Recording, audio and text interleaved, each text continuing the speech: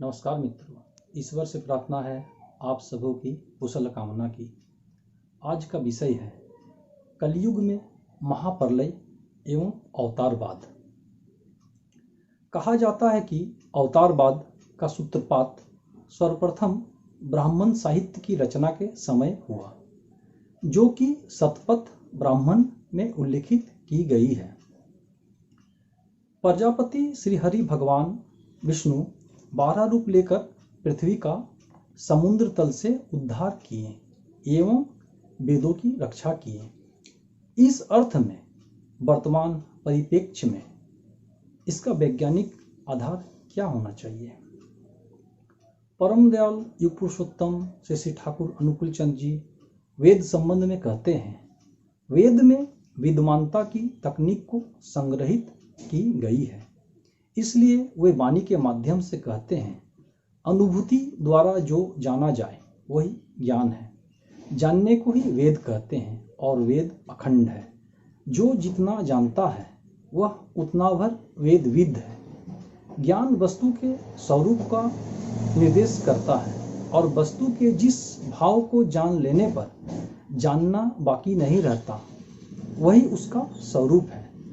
इस रूप में देखा जाए तो उस कालखंड में असत वृत्ति के असुर, जिनका बचना और बढ़ना उद्देश्य नहीं था, वेद विरुद्ध धर्म विरुद्ध आचरण करते थे।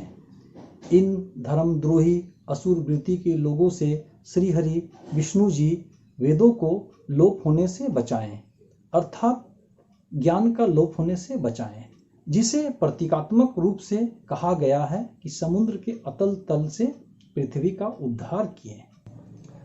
फिर ऋग्वेद में श्री हरि विष्णु के वामनावतार को दर्शाया गया है, जिसमें इस संपूर्ण दृश्यमान ब्रह्मांड को 3 पग में नाप दिए। जो हुआ था दैत्यराज बलि को लोक कल्याण हेतु छलने के लिए। भगवान विष्णु कश्यप ऋषि के पत्नी अदिति के गर्भ से वामन रूप में अवतरित हुए, जिनके 3 पगों में संपूर्ण विश्व समाविष्ट हो गया।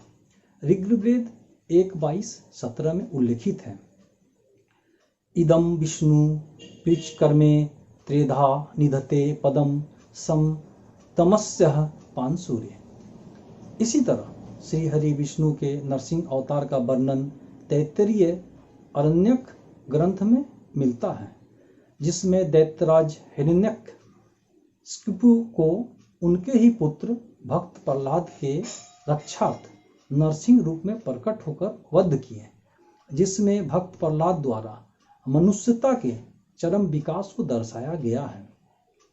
मत्स्य अवतार भगवान विष्णु के 10 अवतारों में एक प्रमुख अवतार है। इस अवतार का वर्णन भागवत पुराण, विष्णु पुराण, ब्रह्मांड पुराण में है, जिसमें आधा अंग मछली का और आधा अंग मनुष्य का था। जल प्लावन के दौरान मत्स्य अवतार रूप में आविर्भूत हो वे स्वतः मनु एवं सभी जीवों के जोड़ों की रक्षा किए थे, जो अलग अलग तरीके से देश दुनिया के धर्म ग्रंथों में वर्णित है। वैज्ञानिक दृष्टिकोण से भी यह इवोल्यूशन विवर्तन को ही दर्शाया गया है, जब आद्य प्राणी जल से थल में कैसे गमन किए। कूर्म अवतार या कच्छप अवतार उभयतर प्राणी विष्णु जी के दूसरे अवतार के रूप में है, जिसका वर्णन भागवत पुराण एवं विष्णु पुराण में है। जब भगवान विष्णु कच्छप अवतार रूप धारण किए एवं जिनके द्वारा समुद्र का मंथन हुआ। वैज्ञानिक दृष्टिकोण से देव एवं असुर भगवान विष्णु को साक्षी रखकर विचारों का मंथन किए। इस वाद विवाद और रस्साकसी खींचतान में अच्छे एवं बुरे विचारधाराओं के घर्षण से जो मतामत एवं भावनाओं का विचार प्रकट हुआ, वह ज्ञान अमृत मतलब जीवन के लिए हितकारी है, और गरल बीज जो जीवन के लिए अहितकारी है, विनाशकारी है था, को शिवजी मुक्तकंठ से पान किए। इसीलिए उनका एक नाम नीलकंठ है। परम शिव इन अच्छे बुरे विचारों से परे रहते हुए स्वयं के ऊपर हावी होने नहीं दिए। फलस्वरूप सदाशिव असुर प्रवृत्तियों को भी प्रेम से गले में धारण किए, जिससे उनमें सुधार की गुंजाइश बनी रहे। इसलिए वे फणीधर भी हैं। परशुराम श्री हरि विष्णु के अंशावतार थे, जिनका जन्म जमदग्नि की पत्नी रेणुका के गर्भ से हुआ था। जब राजा लोग ज्ञानद्रोही एवं ब्राह्मण विद्रोही हो गए थे, राजाओं का जीवन असंयमित, असदाचारी, अहंकारी, प्रजाद्रोही हो गया, तब क्रोधित होकर भगवान परशुराम फरसा धारण कर 21 बार पृथ्वी को क्षत्रिय विहीन कर दिए। उन्हीं क्षत्रिय राजाओं के रानियों के गर्भ में जो बच्चे पल रहे थे, अर्थात काया में अस्त थे, जन्म उपरांत कायस्थ कहलाए।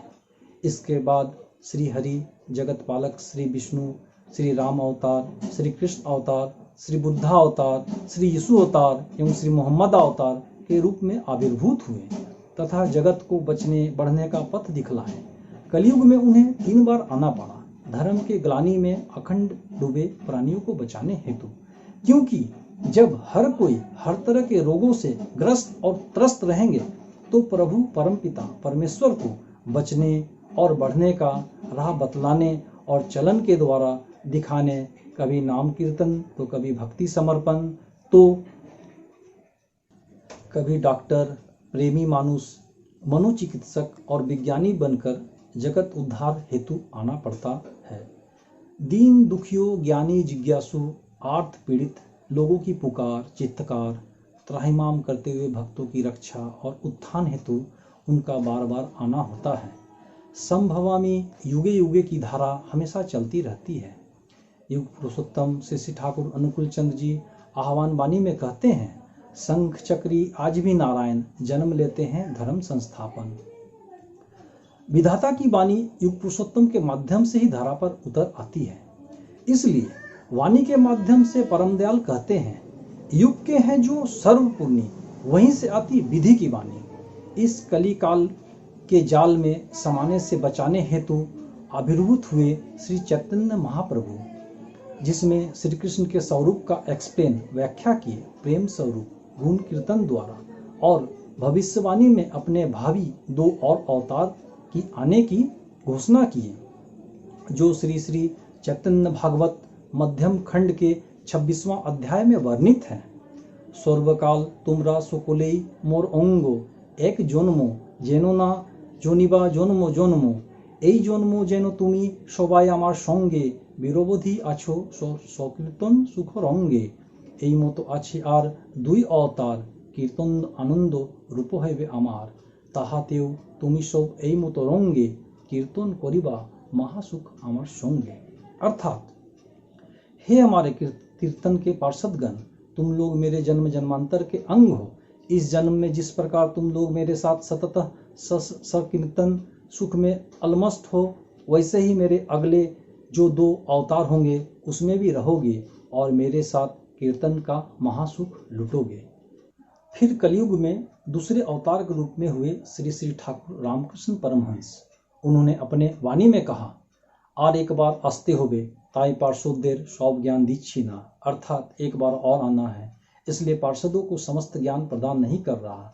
इसी के साथ आपने कहा, कलिर से कलिक अवतार होवे ब्राह्मणेर छेले, अर्थात कलिक के शेष में जब अवतार ग्रहण करूंगा, ब्राह्मण का लड़का बनकर कलिक अवतार के रूप में आऊंगा।